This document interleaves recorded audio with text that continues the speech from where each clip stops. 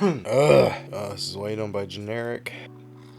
Hi everyone. I don't know if it's allergies or if I'm coming down with something or it's the 27th variant of COVID. But it's just, it's been a long day. Ryan Bliss has made his debut and he's kind of showing himself to be a possible permanent spot here with the Seattle Mariners, and that's why I'm wearing this today. And there also been a lot of talks about trade rumors as far as who the Mariners might pick up before the trade deadline, and that's happening in a couple months. So what's going to happen? I mean, with the Mariners in first place, and I believe, Texas won today. Right now we have the Mariners game on, so they're either going to be 2.5 games ahead in first place or they're going to be 3.5 games in first place. Well, I guess if we win, it'll be 3. I can't even think. Should I do this video right now? I am really fucked up.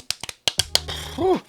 Oh, my eyes are watering. So Ryan Bliss made his major league debut with the Mariners and starting at second base, and the very first hit, the very first swing, very first pitch is a pop fly from Jose Altuve to him, and he was able to make his first official play. So first one's on the books and they don't have to worry about it anymore. Ryan Bliss was a top prospect that was acquired from the Diamondbacks a couple years ago, and I mean he took over at second base for the struggling Jorge Polanco. Let's be honest, Jorge Polanco is probably having his worst year of his entire career. In the last 2 seasons he's been injured, so I think that says a lot. For some reason I see a trend with players coming to Seattle and then just not being what they were propped up to be. Look back at Richie Sexson. Way back when he was amazing for the Brewers, and we pick him up and he was kind of meh. So why is any of this important? I mean, the Mariners have been struggling to find a replacement for second base since Robinson Cano, and it's been bad. But the trade with Jorge Polanco, who is a veteran at second base with a solid bat and good defensive glove, well, I mean, not really that good, but good enough. And a lot of people, including myself, thought that the drought was over. But the trends of the past 4 years have taken its toll. Since 2020, his strikeout rate went from 15% to 25% last year. Scary numbers, and it makes DePoto's decision seem questionable since he was looking to cut out the strikeouts and stay below 30%. Well, entering June, Polanco is striking out 30.9% of the time, and his batting average is a 195. I checked this a couple days ago, so maybe it's changed in the last couple days, but I honestly haven't seen him play. Now, keep in mind, there's always a risk. His last full season was in 2021, where he had 33 home runs and he struck out 18% of the time, which is great. His batting average is like a 269, and his slugging was a 509. In 22 and 23, of course, he fell short, playing about half as many games. It was like the 600s all the way down to the 300s or even the 200s, and that was because of injury. He was reportedly 100% in 2024, which is kind of probably the reason why we jumped all over him in the trade to finally fill that spot at second base. In fact, this may be the worst season of his career if he keeps up this pace. I mean, is it T-Mobile Park? I honestly want to say it is, because it seems to happen to everybody. Is it his age? But he's 30, which I'm 30, so screw you, that's not too old. Can it be that he hit his peak 4 years ago? I mean, was that the best that he was going to get? And also, what if maybe it's just him needing to settle down? Maybe it's going to take him literally a year or two to get used to being in a new home and a new place. I mean, considering the fact that he's never played for any other team before, he's only played in Minnesota, and now he's moving to a brand new place for the very first time and trying to get to know the area, trying to get to know the people, adjusting to the weather. He's playing in a new ballpark every day. I mean, at least half the games out of the season. It may be just a natural human instinct to need to really change and adjust to what's going on around him. There's a lot of factors that are playing into it. I don't have the answer on why Polanco is playing so poorly, because I really would like him to play well. But enter Ryan Bliss, 24-year-old second baseman drafted in 2021 by Arizona in the second round. He traded the Mariners last season and has been putting up great numbers, at least in AAA. And in AAA, he had 11 home runs and snagged 25 bases. His batting average was a 251 and tagged with a 466 slugging percentage. In 2024, just 2 months in, remind you, it's June, he's stolen 28 bases in Tacoma and hit 7 home runs while reducing his strikeout rate from 23% down to 21%. That is something I like to see. I understand AAA and majors are completely different. You hear me in every video. I'm going to put that out there. But if you're doing that well down in AAA, there's only one way to go, and that's up. The Mariners need speed and contact. I mean, Julio is off to a slow start. He's starting to heat up a little bit, but honestly, it's only been like a week, so it's hard to say that he's like on a drive or really pushing himself to be the Julio we know from the previous years. But Cal Raleigh's leading the team in home runs, and Luke Raley stealing a bag the other night and hitting most of his bones in the last 2 weeks. I mean, Ryan Bliss could be the contact and speed on the bags that put more runs on the board for all three of these guys. Since they're swinging so well, he might be that speed portion that we're missing. I like Polanco, I do. I mean, the days that I watch the game, I try and catch them all, but most of the time I see him strike out or he rolls over a pitch, and it's typically either with 2 outs or with runners in scoring position, and it's in a double play situation. So it hasn't been good for Polanco. Now let's move on to the juicy things that everybody probably came here to watch this video for, because that's what everybody's talking about. The trade rumors have been crazy. We're talking about Jazz Chisholm probably being on the trading block. He's probably going to get chopped because Marlins are in another rebuild or something. I don't know what you want to call it for them. They're kind of just a farm system for the whole entire MLB, it seems. Luis Robert's been injured most of the time, and the White Sox are so bad that they probably need to start finding a way to supplement and rebuild all their minor league crew. So, I mean, you're running into a lot of issues here where it's like a lot of these teams have nowhere to go, so they probably are going to start liquidating their more expensive players. Mariners not exactly known for spending their money, so this kind of narrows it down quite a bit. Jazz would probably be something affordable. Robert Jr., knowing how stingy they were and knowing how much the Padres had to give for Dylan Cease,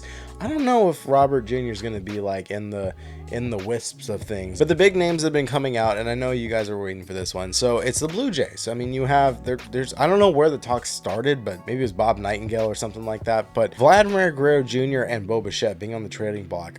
Is it because it's the end of their season? I mean, these guys are basically rentals if you trade for them, and then how much are the Mariners really going to give up with how well they've built their farm system and these up-and-coming players, and really break that down? To me, Bo Bichette seems like a no-brainer. Absolutely, do not touch him with a 10-foot pole. What is the point? If some of you guys absolutely hate JP Crawford, maybe if you're a Mariners fan, I think he has a lot more value when it comes to what he does in that clubhouse, and I think that's really important for these guys, and that really does claim shortstop. And honestly, just the other night I saw an amazing play that I wasn't expecting to see. That was pretty much an assist with Dylan Moore over at second base, where he dove for the ball, flipped it to him straight out of his glove. Dylan caught it and threw the guy out at first. I mean, if you ask me, that's still someone who has a lot of good defensive skill, and I don't really want to take away from the field. On top of that, his batting, I get it, he's been gone for a little bit with that injury, but he's being consistent. He's getting a base hit, or at least an extra base hit almost every single game, and I think he has an RBI in almost every single game since he's been back. I could be wrong on those stats, and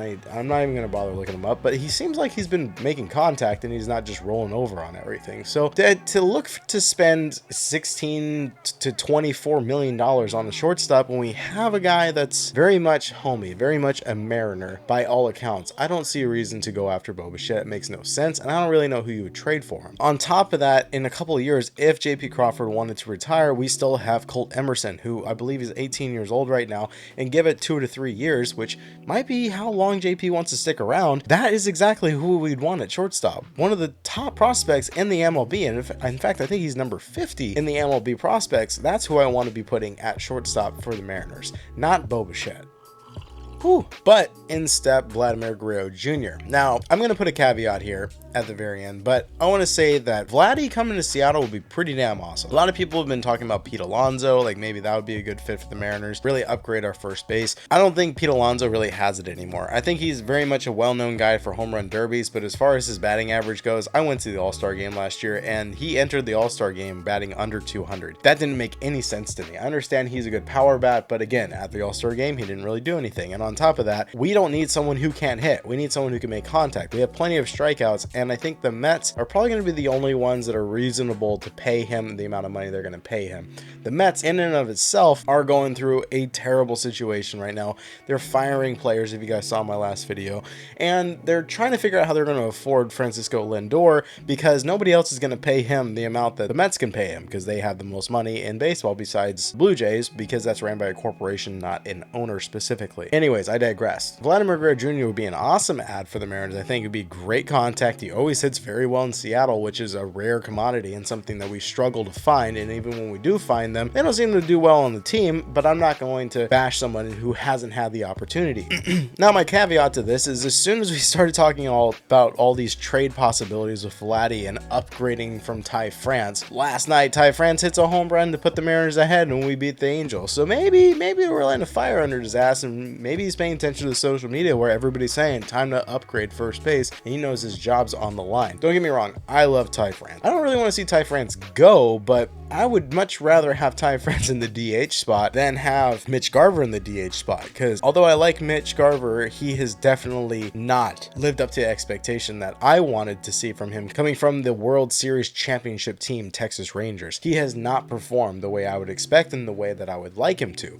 So why not move him with a 2-year contract to somewhere maybe he can hit and bring in Vladdy to Seattle? On top of that, let's just look at maybe the ownership standpoint as far as money goes. You're telling me that we wouldn't be able to afford him if we were to bring, I want to say, one of the biggest baseball specific highlight superstars from Canada, and the only team in Canada is way over in Toronto, a couple thousand miles away, and bring him to Seattle where we already have insane amount of Blue Jay fans come down, and we can convert them, you get more ticket sales. You tell me that we can't afford him if he shows up in Seattle? I think you're wrong there. I think it might be a good move financially, and I think it'd be a good move for our bats. Whether it's going to happen or not, I don't know. What are the possibilities of our trades as far as our prospects go and who we'd send over there? I don't know, but we're probably talking like Tyler Locklear, we're probably talking Emerson Hancock, we're talking a lot of prospects, and maybe Mitch Garver. I don't want to say goodbye to him because I really do like him, but man, he has been cold and he's an injury risk. And how often are we going to put him behind home plate? Because from what I saw, he caught one game and he did really good, but I feel like it's a ticking time bomb for an injury, and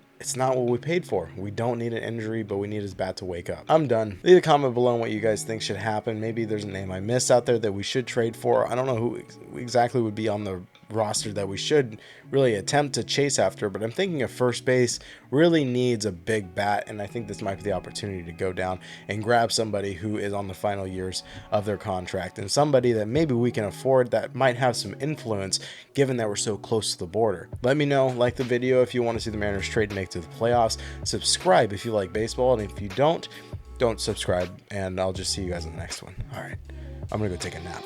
See ya.